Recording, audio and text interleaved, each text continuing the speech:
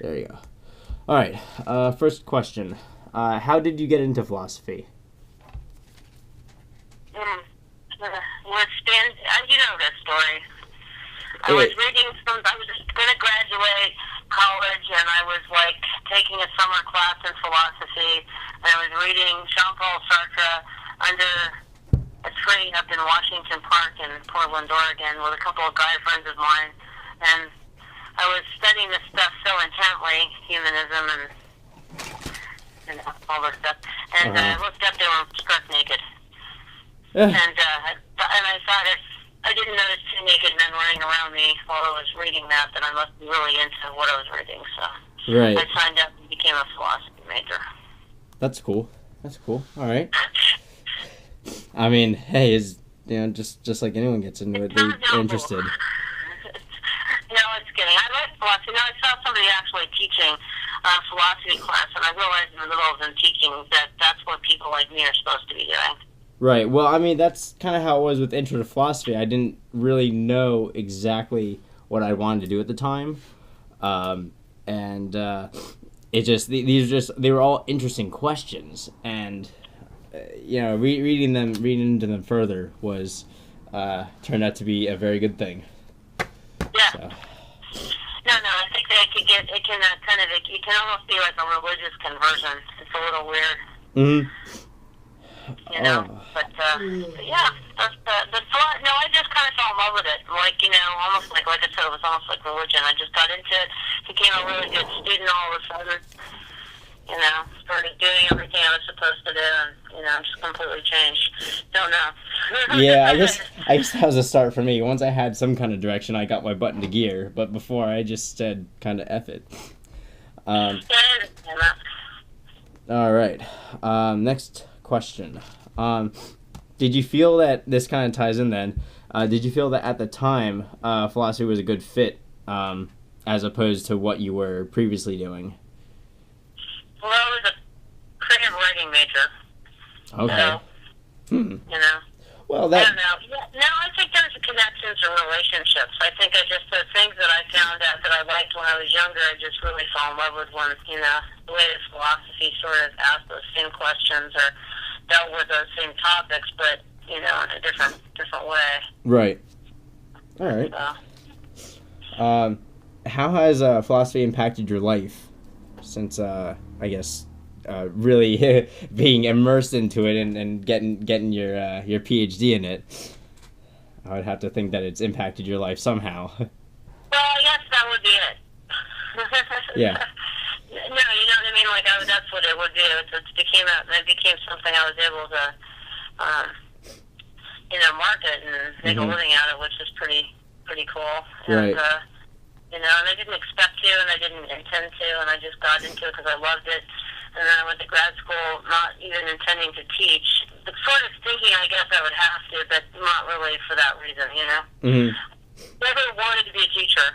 They just wound up having to grade papers for professors, and and it was natural. So I kind of wound up, it just kind of worked out. Right. That's always good, I guess.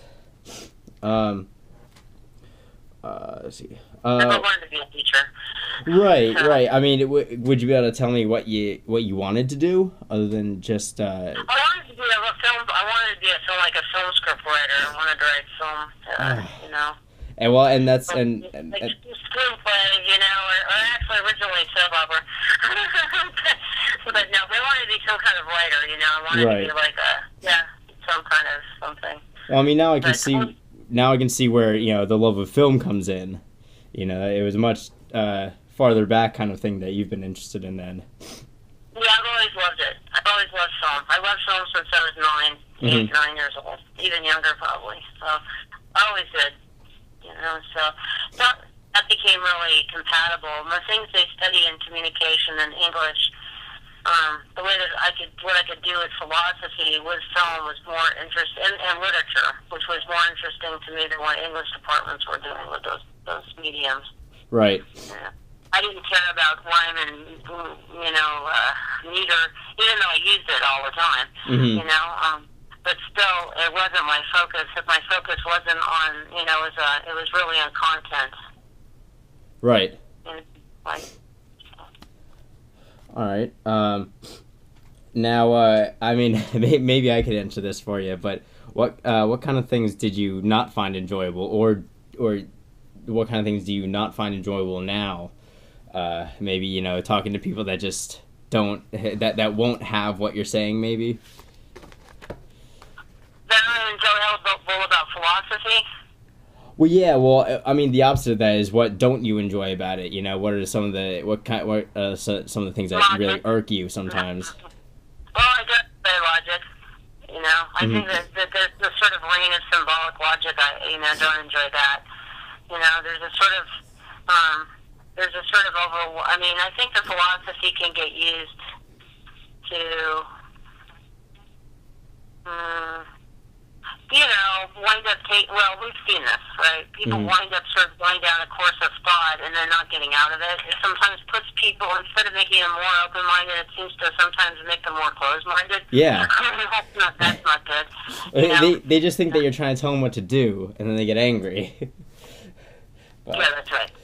You get that experience, yeah.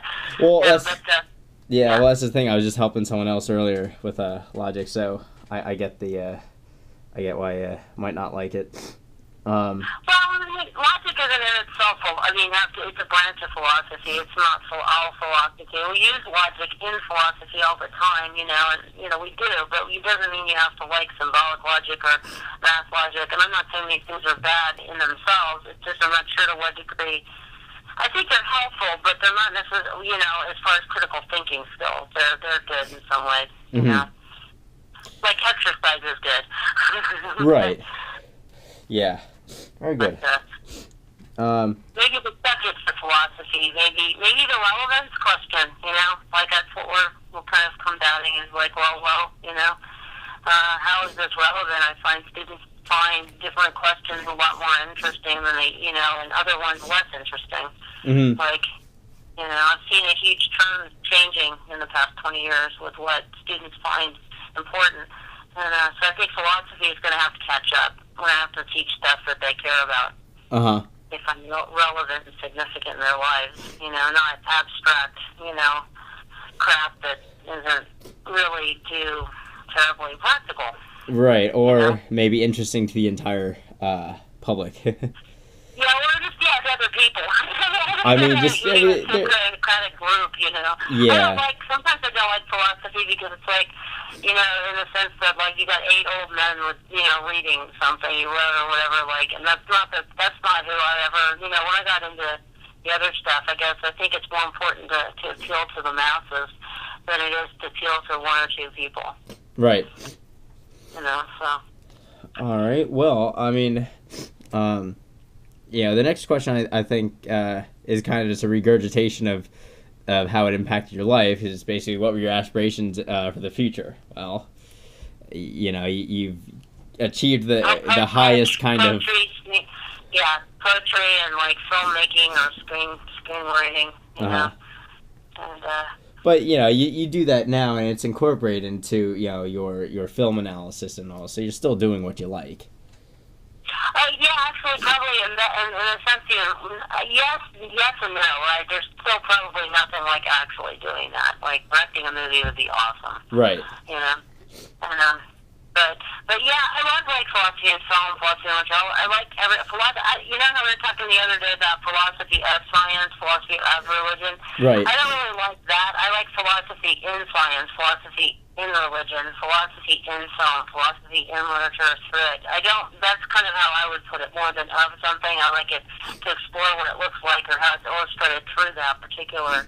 Right. It's very interesting. I'm probably going to just include that in the write-up as just one of the major things that you like. So actually, I like to look at things, philosophy in things, not about things. Not of things. Because about things you can do that. Like we can do the meta, ethics. We can do the meta. We can talk theories all we want. But the stuff that's really important is how you see those things dramatized or actually played out in whatever, and through art, that's kind of the best way, I find, literature and music, actually, and certainly film and literature are all you know, antidotes to, they actually really respond to a lot of philosophical problems and with fresh insights, and they really contribute to that kind of the philosophical dialogue, but they also do it in a way that I think maybe is sometimes superior to sort of the old-fashioned philosophy stuff, generally. All right, cool. Now, it's actually a good transition to talk about what you like. Are you happy right now? Oh, I don't know. Oh, I don't know. Okay, I'll just put that down. You know, happiness is something Aristotle says you have to cultivate, and it takes a really long time. And you know, I mean, I'm content. You know, I like what I do for a living a lot. You know, I don't like where I do it, and I don't mean Millersville. Right. Because I like Millersville fine, actually. I mean, more or less. I mean, I have my complaints, but I like the students here a lot, and I like teaching philosophy a lot. You know, but happiness is kind of like it's not a permanent stay. It's something that comes and goes, and you know, I'm much more content than I've ever been. I would say that. Okay. All right. Content. Well, even how you just said that, you know, happiness comes and goes is, I think is a perfect way to answer that question. So. All right. I'm a Buddhist, you know. All right. What are your goals for the future? To not die in Lancaster, Pennsylvania. Perfect. I love it.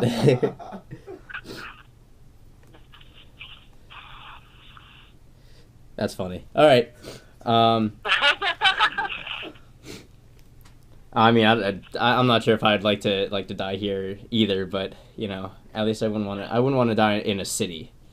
And just cities are not my type of thing. Right. No, I want to get back to Oregon.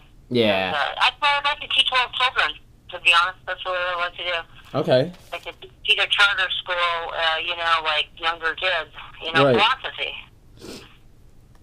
Yeah, I mean, they need to start earlier, but they're just afraid that people are gonna kids are gonna They're gonna be out of control, and they're gonna think for their little selves. Yeah, right. They're gonna be able to argue their way and have like critical thinking skills that are just gonna make them not under the thumb of authoritarian, totalitarian rule. So basically, it would have saved me from high school. Yeah. No, I mean that's good, but I do think they should teach philosophy a lot younger, and I do like even though I don't really enjoy teaching super like freshmen are challenging these days. Mm-hmm. I still think but the younger the kids, the better. And now that's why at that age, like even first, second, I've seen kids are very philosophical at that age. Very. Mm-hmm.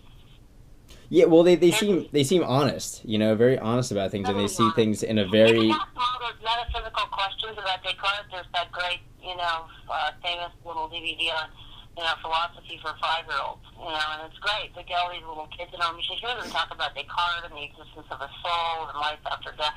You hear them go on. I mean, it's amazing. Yeah. I mean, they're spontaneous, they're real, like you said, they're genuine. And they're philosophically curious when they're little. We just do everything we can to shut that down so they won't rebel. Yeah, exactly. All right. Well, if you have any questions for me, you can ask those. If not, I thank you very much for having this phone interview. Okay, Kyle. Yeah. I'll see you soon. The Christmas party's going to be fun. Yes, I'm looking forward to it so much. It's honestly the only thing I can think of right now. It'll be literally fun. I got great funny things. And, people need to stay over. They should if they drink. Oh, I mean, I plan on absolutely staying over. I have a couple of sleeping bags, but if people, I'm just saying that. You don't live too far from here, though, do you? From you? Who? You. Oh, no, I live right off campus. That's what I thought. Yeah. Yeah. Well, it'll all work out. I imagine some drinking will go on. Yeah. Well. Just gets a little loose with these things. He gets those Santa suspenders on, and he becomes a different person. Well, that's great. I'll get to meet the new Chuck. That's right. The Christmas Chuck is fun. Yeah. Well, I'll turn this off.